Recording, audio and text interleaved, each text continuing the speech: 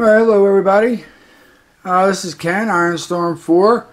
A friend of mine, Robert Nichole, he had asked if I could post some of my, well, all of the pictures that I have of my past bases that I had. So, this one right here, that's me. I'm probably about 13, 12, 13 years old. And that's the first bass I ever bought. It's a Gem bass, G-E-M. It's a short scale, had a precision style body, and it had, crappy pickups in it. But I remember saving my money, going out and doing different work for it. And it was like $80, I think, back in, the day. And it did sound pretty good. And then I went from that to that white Rickenbacker that you see on the left, and that's a 1980. That was the first professional bass that I bought, and I used to have the receipt for it. That was $645 back then. The bass next to it is a 1970 something Fender Precision bass with a fretless maple fingerboard that was bought for me, used by an old girlfriend who, when we went in to buy that used at that time, it was in mint condition, used with case. It was $350. I remember that. Because I had to go and get money together, and I had to get her a gift to match the, the price. That's how I felt. All right, then let me scooch on down here. These are some other basses that I had. From the right, the blue bass is it's a Fender Mexican-made outer body, jazz bass body, and that's where I got that Caterpillar smoking the hookah pipe pickguard. I had ordered that, put that on there. I put EMG pickups in it, pre-wired pickups and harness and all that. Had a badass 2 bass bridge on it. It had a Warmoth fretless neck with a Purple Heart fingerboard and Schaller, I think, machine heads.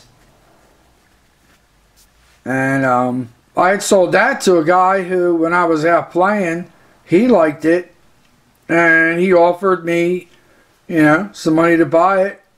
So I sold it to him for a little bit more than what it cost me to put everything together. The bass next to that is a Schecter Studio 8-string bass. That's when I was playing, 8-string bass. So it's a Stiletto Studio 8-string, octave 8-string bass. That was a real nice bass. I'd like to get another one. The acoustic bass next to that is a fretless Washburn AB20. That was a real nice acoustic bass. And then the white bass is a Mighty Mite bass, bass body and neck, and it had a Goto bridge on it, EMG pickups, pre-wired, and electronics. It had a fretless Mighty Mite neck on it, and Schaller machine heads. And the stickers that are on there, has like a British flag on there because I'm English. And it has music notes, and then it has R&D, which are the initials for my children. And I had sold that to a music store. I took that up to a music store and sold that. And then I got into let's see, what was the next that I got? Oh, I bought this bass from my friend at a boutique store. This is the first Duesenberg Star player bass that ever came in the country from Germany. It was at the NAMM show. I'm not even sure what year. But it was the first Duesenberg. It's a semi-hollow body, single pickup, short scale bass. Really sounded good.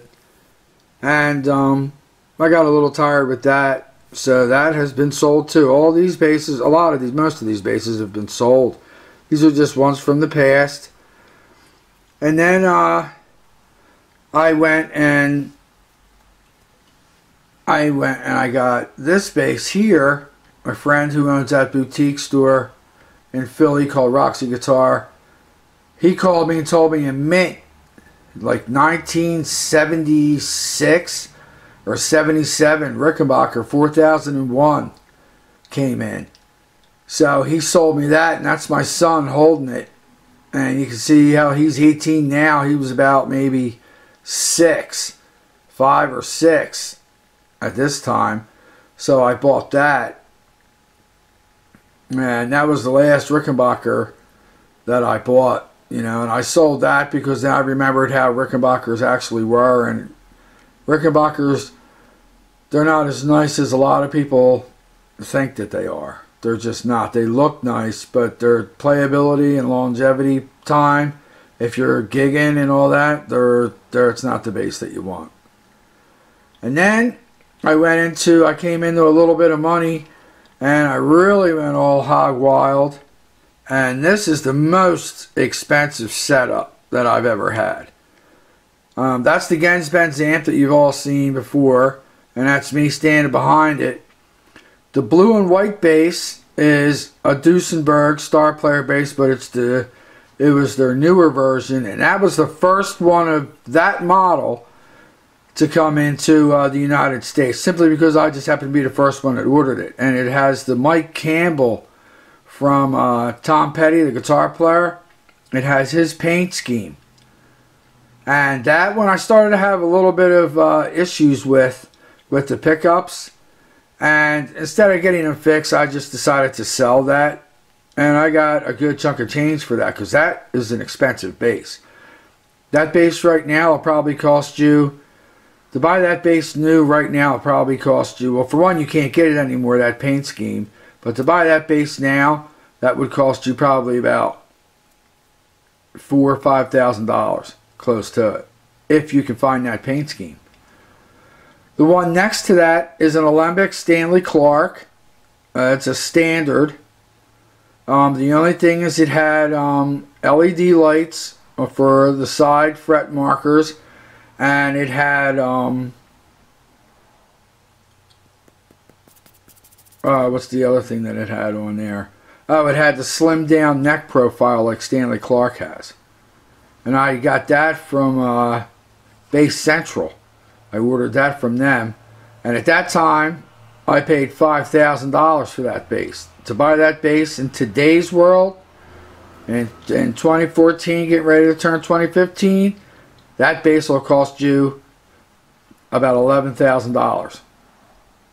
The bass next to it is a Warrior Signature Soldier fretless with a custom cross inlay that had my kids' initials and my initials at the bottom, that I started having a lot of problems with the Bartolini pickups that were in it. So I took it back and to the boutique store where I bought it, where I had it made. That's the one that I had the custom neck profile made. It had Purple Heart fretboard.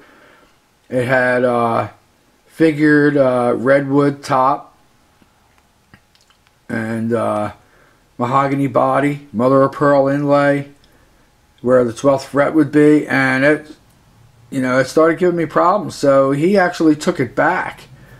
The bass next to that, that's just an Ibanez SR 500 that I had sanded down and made it all natural wood and stained it and fixed it all up. And then my son, he was looking to buy a bass, so he bought that off of me. And then we had put Bartolini pickups in it and all that kind of thing, and he still has that bass to this day. That bass sounds real good. And then we go over to here. There's the white jazz bass that you've seen me playing in my videos with the regular tortoiseshell pick guard on it that I replace with the Caterpillar pick guard. Caterpillar smoking the hookah pipe. And then there's in the middle is the G&L L2000. And at the very end is the 30th anniversary G&L L2000 that I ordered it, liked it, played it for a little while, but it didn't have the number 8 neck. That was 1.5 at the nut. It was 1 3/4 at the nut. And it was a little wide for my hands. I really didn't like it. When it just wasn't very comfortable. But it was a really nice, I mean, it was an L2000, so it sounded great. But that was the 30th anniversary. So I sold that that white L2000 on the far left. I sold that and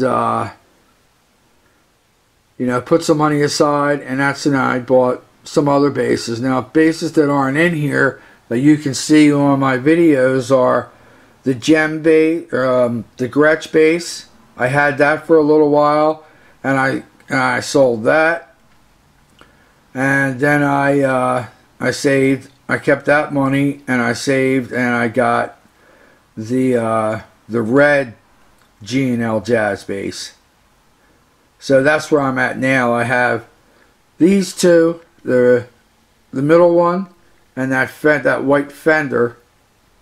I have those two now, and you know, the middle one and the one on the far left, or far right, sorry. I have those two, and then I have another jazz bass that's G&L that's red, and then I have the acoustic bass that you've all seen, the Fender Kingman, and I have that Traveler bass that you've seen, and that's pretty much it anymore. And the only thing I would like to get is I would like to get another of this Schecter Studio 8-string, Stiletto Studio 8-string, and it's not that expensive. It's only about maybe $700-800, so it's not that bad. So that's basically the stuff that I've had. You know, that's all the basses that I've had in the past, but this was my most expensive. When you add all that stuff up, including the amp, you add those 4 guitars, the price of those 4 guitars, and you can look these up. You just look up Duesenberg USA, Duesenberg, and then you click on the Star Player bass and look at what they're asking for. Then go to Alembic, go to their page and look for the Stanley Clark standard bass, and then add LED lights and add the slim down neck profile and see what that price is. And then you can get on Warrior Instruments website and look at what they're selling for stuff that doesn't have custom inlays and stuff like that. And you'll see what that came. That setup right there that I have right there cost more than my 2013 Nissan Frontier truck. And it's just because I came into some money through, you know, playing gigs and inheritance and stuff like that. So that's where I got that. And that's why I say those are all extremely high-end basses. And I went back to the G&L and that Fender. Now that Fender bass is a Highway 1 with painted headstock. It was a limited edition. It's only one of 215 made for Guitar Center. It was an exclusive, and Fender doesn't make the Highway 1 anymore. That was the last Fender I bought. I won't never buy another Fender again. G&L for me is the way to go. G&L is Fender. The G stands for George Fullerton, and the L stands for Leo Fender. G&L. So anybody who, if you're out there and you're looking to buy something and you're looking at Fenders, check out G&Ls. They have the Tribute series. The Tribute series for G&L is nicer than the Fender American-made basses. And then the G&L professional series, like the ones you see here, the middle one and the one on the far left, are just as nice as Fender's Custom Shop, if not nicer. So that's where I'm at now. So, alright, thanks for watching. This was for Robert Nichole. He had asked, a friend of mine, good bass player. Check out his channel. And that's the stuff that I had. That's what all the stuff that I had in the past, that are all gone now, except for the ones that I have that you see on my videos. That in mint condition, that was worth a fortune. I made some good money off of that when I sold that. And that white Rickenbacker took a head dive a year after that video you see, the 90s, the good old times, or the good times that I was gigging with. That's the bass that I was playing, is that white Rickenbacker. And about a year after that show, my strap broke and it took a head dive and the back of that neck cracked. So a guy I knew whose father was a woodworker, he offered to buy it. And he gave me just about what I paid for it brand new, because the prices had risen so much. By the time that had happened, it was already, going on 12 years old. It was 10 years old in 1990, because I bought it in 1980. So about a year, 2 years after that, it took a head dive and it cracked the back of the neck, and his father was able to fix it, so he bought that off me. And you can't get Rickenbackers in white anymore. That's a discontinued color.